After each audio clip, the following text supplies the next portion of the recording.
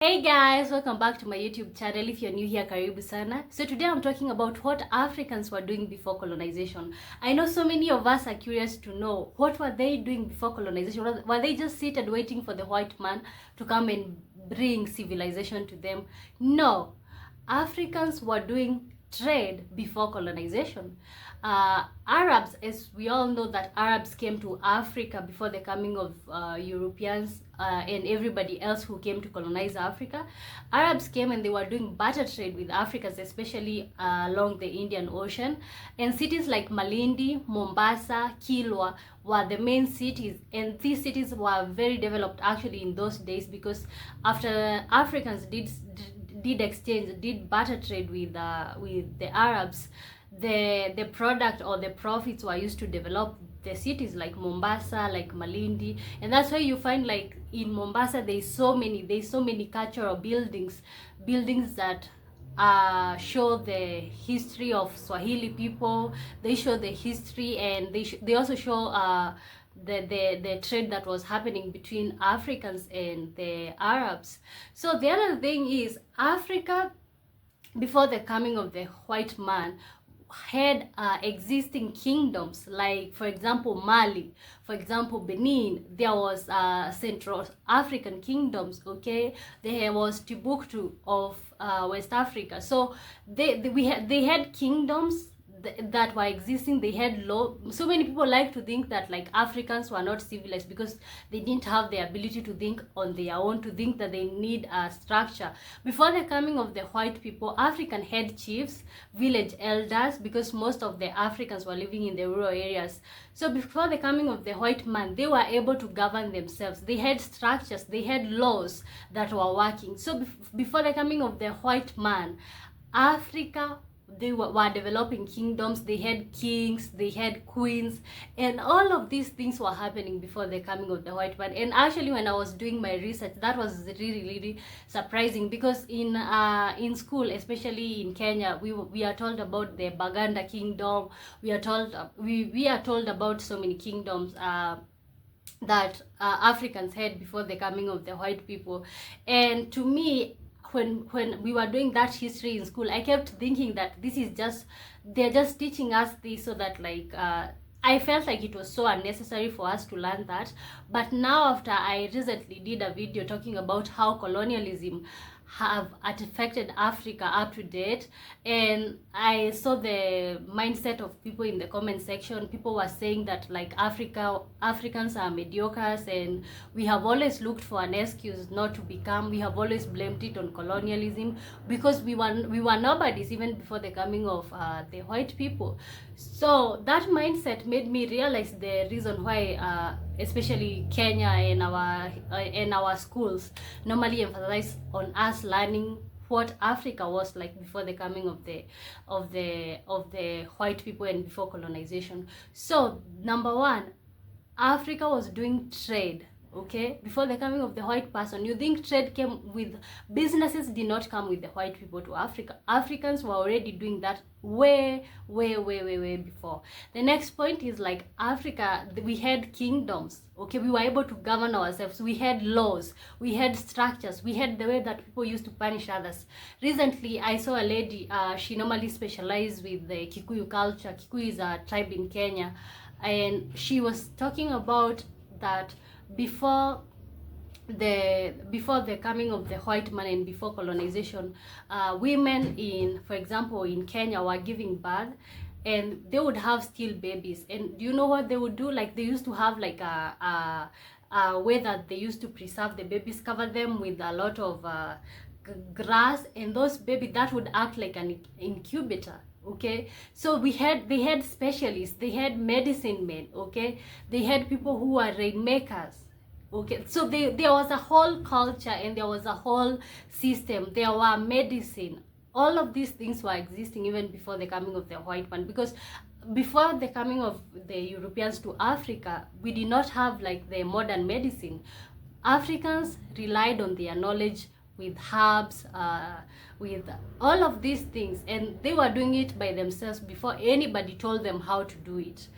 So the other point is, before the coming of the white man, Africans Africans were going to school, they were developing universities, especially in West Africa, and also they were also writing books. And that's why up to date we do have the history and archaeologies of African history. Okay, nobody came and wrote for us the story of who Africans were, their cultures, how they used to do back in the day. Africans wrote these books by themselves. Even though this knowledge was written in local languages, let's say, for example, if it's Kenya, we have a lot of tribes, like 47 tribes. These books were being written in the local languages, like the history of the Agikuyu people, or the Luo people in Kenya. It was written in their mother tongue. That's why this information was not available globally, and that's why the other people could not understand. And that's why everybody keeps thinking that Africans did not know how to read, they did not know how to document their lives, they did not know how to write. They knew how to do it, but they did it in their local languages. As you know, like, Africa is very diverse in terms of like tribes, cultures. So everybody, they were sticking to their own cultures, but they were documenting, they were reading, they were starting universities. Okay, they were teaching each other how to make medicine. Okay, they were not just waiting for the Europeans to come to be able to show them how to do things. They were doing things by themselves. So the other thing is, like, Africans were doing things like sculpting, you know, pottery, you know. You see, the thing like these days you call ceramics, it started in Africa.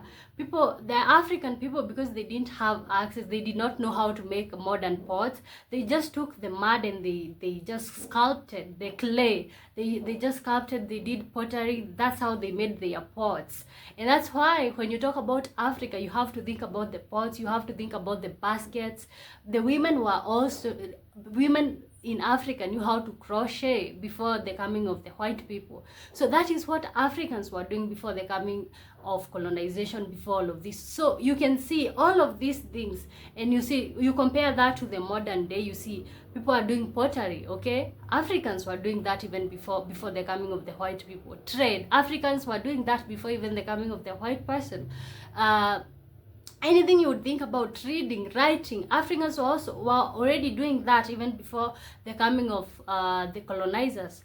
Africans did have brains even before the civilization that the white people brought with them to Africa.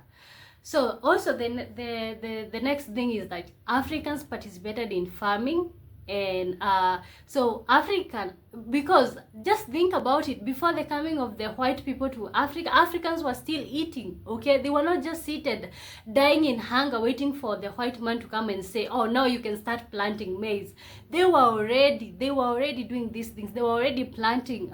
They had their traditional crops like sweet potatoes, they had like yams, they had all of these traditional vegetables. You know, we had the kienyeji, we call them like the local vegetables. They already had those, and they discovered by themselves by tasting. Okay, the men in the families were doing hunting and gathering. They went to the forest, they hunted and they gathered, and they came home with meat, and Africans were able to eat that meat. Okay, you know. So all of these things is not like they started doing after colonization, that like people try to say, as if like now they were just seated, they were dying out of hunger, and now the saver, the person who saved them from all of this poverty just came and helped them. No, they were doing a lot of things. And I am challenging everybody, if you have this mentality, go back to the books, go back and look, read.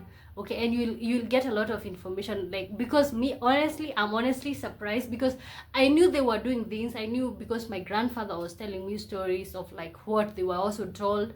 Okay, he was telling me stories of what they used to do. But already we know that like Africans built their houses out of mud even before the coming of the white person. So this is somebody who is thinking like, okay, there's rain, how can I be able to protect myself from rain? Let me just get this mud, construct a house out of it, and then I can use grass to protect myself from the rain, you know. So it's not like the white man came with all of this information. All of this information African already had.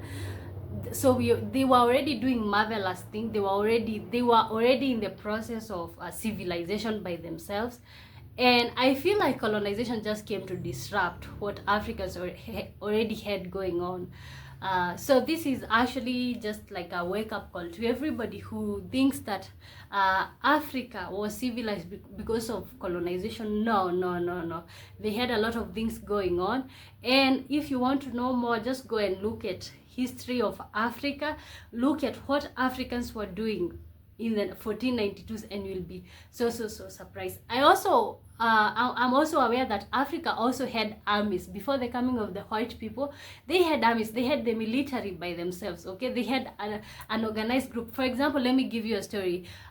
In the Kikuyu people, men after the age of let's say like in the teen years, like 13, 14, 15, these men were being trained. Okay, they were, first of all, they would undergo circumcision, and then they would be sent to the fields, to the forest, so that they can become men. And after that, they would be sent so that they can protect the Kikuyu community from the other communities which were their enemies. Okay, same with the Maasai people. The Maasai people always brought up their men to become warriors. Okay, to become warriors, to be able to protect them, to protect the women, to protect the children. Okay, all of these things. So the military is just like in these days, it's more civil. There is guns, there's more weapons. But even back in the day, Africans were also making their own weapons. They were making their bow and arrows and all of these things. Okay, so it's just right to say, like, even other continents like Europe, like the US, there's history to how it became. Okay, for example, let's say in Kenya, we are actually in our, this time round, like, we have our 5th president, so we have only had like 5 presidents. You cannot compare that to the other continents, but that doesn't mean that before that Africa was not existing. Africa was existing. There is so much that Africa was doing before colonization, and I'm just challenging you guys to go and look up that information. And thank you so much for watching this video, and let me hear your suggestions. Let me hear what you think about Africa. Do you think that Africans are mediocre? Do you think that Africans do not take opportunities? Do you think that Africans are jokers? What do you think? What do you think? Do you think that, like, colonization was necessary for the establishment and for the development and also for civilization in Africa? Thank you so much, guys, for watching, and until next time, bye bye.